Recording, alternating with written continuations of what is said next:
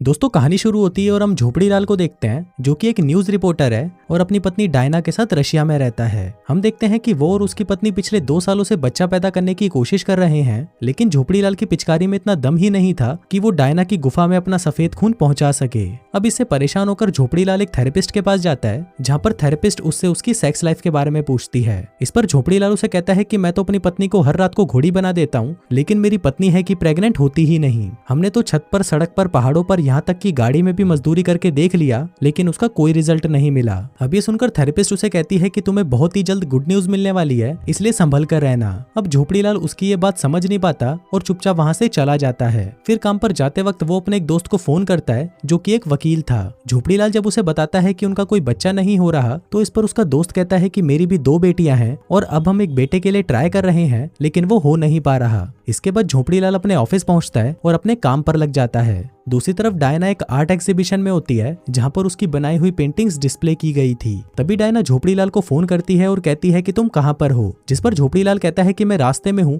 और 5 मिनट में पहुंचने वाला हूं। लेकिन जब वो ऑफिस से बाहर आता है तो वो देखता है कि पुलिस उसकी गाड़ी उठा ले जाती है, क्योंकि उसने अपनी कार को नो पार्किंग में खड़ा किया हुआ था। अब उसे पता ही था कि घर पहुंचकर डायना उसकी गांड फाड़ने वाली है, इसलिए वो वहां पर ना जाकर अपने वकील दोस्त के साथ एक बार में चला जाता है। फिर बातों ही बातों में उसका दोस्त कहता है कि मेरी बीबी फिर से प्रेग्नेंट हो गई है और इस बार मुझे पूरा भरोसा है कि लड़का ही होगा, क्योंकि मैंने मजदूरी करते वक्त बाबा बंगाली का फटा निरोध का इस्तेमाल किया था। वो कहते हैं कि मैं, मेरा बाप और मेरे दादा भी इसी बंगाली बाबा के फटे निरोध से ही पैदा हुए हैं। फिर अगले दिन वैलेंटाइंस डे होता है और झोपड़ीलाल और डायना उसी जगह पर वापस जाते हैं जहां पर वो 5 साल पहले मिले थे। तभी झोपड़ीलाल डायना से कहता है कि वो किसी दिन अपने बच्चों के साथ फिर से इसी जगह पर आएगा। फिर घर जाने से पहले वो एक ऊन का मोजा खरीदता है, क्योंकि उसके किसी दोस्त ने बताया था कि ऊन के मोजे पहनकर मजदूरी करने से बच्चा पैदा होता है। फिर रात की कड़ी मजदूरी के बाद झोपड़ीलाल उस ऊन के मोजे को उतारकर अपने सीने से लगा लेता है, लेकिन अब उसे नींद नहीं आ रही थी, तो वो उठकर खिड़की के पास आता है और एक टूटते तारे से विश मांगता है कि काश मेरा भी एक बच्चा हो जाए। तभी सीन 10 दिन आगे शिफ्ट होता है, जहां पर हम झोपड़ीलाल को देखते हैं जो कि अपने ऑफिस में काम कर रहा था, लेकिन काम करते वक्त झोपड़ीलाल को अचानक उल्टी हो जाती है। उसे लगता है कि शायद ये कल रात की बासी मच्छी खाने की वजह से हुआ है, तो वो इसे इग्नोर कर देता है। आगे जब वो मार्केट से सामान खरीद रहा था, तभी उसकी नजर एक शेल्फ पर पड़ती है जहां पर अलग अलग तरह के अचार पड़े हुए थे। वैसे तो झोपड़ीलाल को खट्टी चीजें बिल्कुल भी पसंद नहीं थी, लेकिन इस बार अचार को देखकर उसके मुंह में पानी आने लगता है। फिर जब वो ये बात अपने दोस्त को बताता है तो वो उसे कहता है कि भोसड़ी के कहीं तू प्रेग्नेंट तो नहीं हो गया। लेकिन तभी झोपड़ीलाल को अपनी मांगी हुई विश याद आती है और वो सोचता है कि शायद ऐसा हो भी सकता है। फिर रात को वो अपनी पत्नी की प्रेगनेंसी किट उठाता है और अपने प्रेग्नेंट होने वाली बात को टेस्ट करता है। तभी वो किट पर 2 लाइंस देखता है और सोचता है कि इसका मतलब है कि वो प्रेग्नेंट नहीं है। लेकिन जब वो किट के पीछे के इंस्ट्रक्शंस को पढ़ता है तो उसे पता चलता है कि 2 लाइन का मतलब है कि वो प्रेग्नेंट है। इसके बाद वो 2-3 बार फिर से उस किट को ट्राई करता है और हर बार वहां पर 2 लाइन्स ही आती हैं। अब ये देखकर वो सोचता है कि शायद ये किट खराब है और वो उसे देखकर हंसने लगता है। आगे जब वो नाश्ते में भर भर कर अचार खा रहा था, तभी वहां पर उसकी पत्नी डायना उससे पूछती है कि तुम्हारे साथ चल क्या रहा है। फिर झोपड़ीलाल जब उसे बताता है कि वो बाप बनने वाला है, तो डायना को लगता है कि शायद वो उसे धोखा दे रहा है और उसने किसी दूसरी औरत को प्रेग्नेंट कर दिया है। लेकिन जब उसे पता चलता है कि प्रेग्नेंट तो साला उसका खुद का पति ही है, तो ये सुनकर उसकी फटकर 464 हो जाती है। उसे लगता है कि या तो ये उसका चूतिया काट रहा है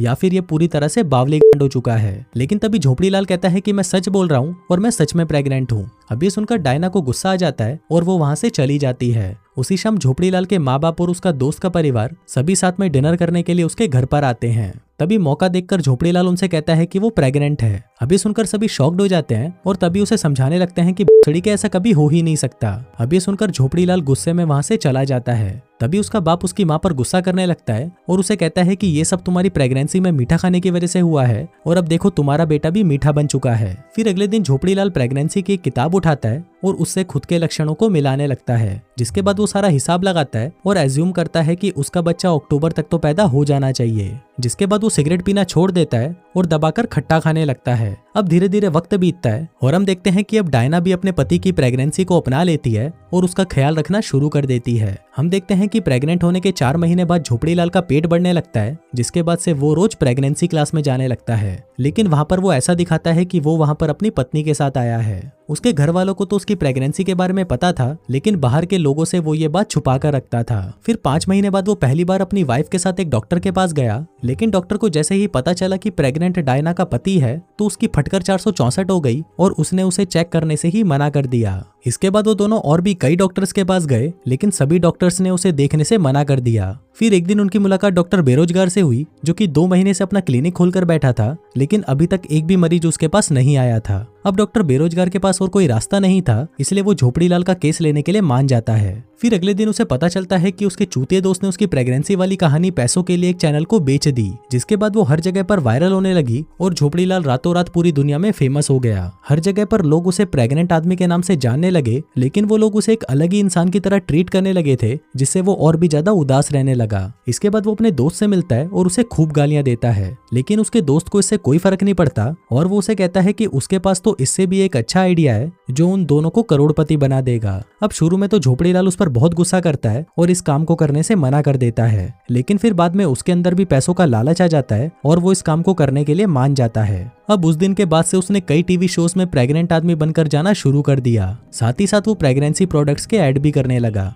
अब देखते ही देखते वो इतना ज्यादा पॉपुलर हो गया कि वो जहाँ पर भी जाता मीडिया वाले उसका पीछा करने लगते। फिर एक दिन जब वो एक रेस्टोरेंट में था, तभी एक गे कपल उसके पास आता है। दरअसल वो ये जानना चाहते थे कि एक मर्द प्रेग्नेंट कैसे हो सकता है, पर झोपड़ीलाल को इसका कोई अंदाजा नहीं था, लेकिन फिर भी वो उन्हें सलाह देता है कि मजदूरी करते वक्त ऊन के मोजे पहन लेना। फिर अगली बार डॉक्टर के पास जाने पर उन्हें पता चलता है कि उनका एक बेटा होने वाला है। फिर वहां से बाहर आते ही रिपोर्टर्स उसे फिर से घेर लेते हैं, लेकिन इस बार झोपड़ीलाल उसके सवालों में इतना पागल हो जाता है कि उसे पता ही नहीं चलता कि उसकी पत्नी तो पीछे ही रह गई है। हम देखते हैं कि झोपड़ीलाल जब से फेमस हुआ है, उसने पहले की तरह डायना से प्यार करना बंद कर दिया है। फिर कुछ दिनों बाद झोपड़ीलाल को उसका एक शो भी मिल जाता है, जिसमें वो दूसरी औरतों को एक बेहतर माँ बनने की सलाह दिया करता था। अब धीरे धीरे जितना ज्यादा वो बिजी होने लगा, उतना ही ज्यादा वो अपने परिवार और पत्नी से दूर होता चला गया। उधर घर पर डायना झोपड़ीलाल को ये सब बंद करके एक आम जिंदगी जीने को कहती है, लेकिन झोपड़ीलाल उसे कहता है कि चुप कर भोसड़ी। फिर एक दिन एक इंटरव्यू के बाद जब झोपड़ीलाल अपने घर पर वापस आता है, तो वो देखता है कि डायना उसका घर छोड़कर जा चुकी है। अब ये देखकर वो बहुत निराश होता है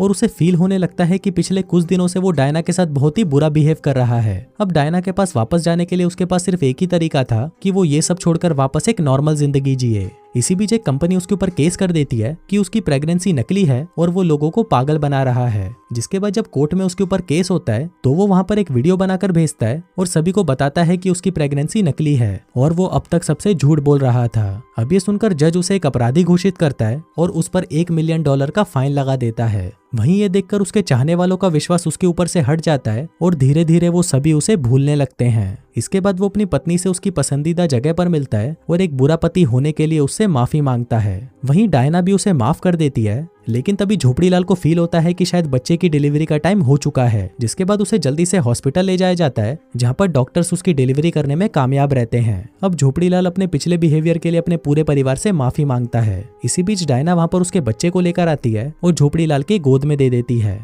इसके बाद सीन 3 साल आगे शिफ्ट होता है, जहाँ पर हम झोपड़ीलाल के बेटे को देखते हैं, जो कि अब बड़ा हो चुका है और अपने दोस्त के बच्चों के साथ खेल रहा है। फिर उसी रात डायना भी खिड़की पर खड़े होकर एक टूटते हुए तारे से विश मांगती है कि काश उनके जुड़वा बच्चे हो जाएं। जिसके बाद उसकी ये विश पूरी हो जाती है और वो और झोपड़ीलाल एक साथ फिर से प्रेग्नेंट हो जाते हैं। और इसी के साथ ही ये कहानी यहीं खत्म हो जाती है।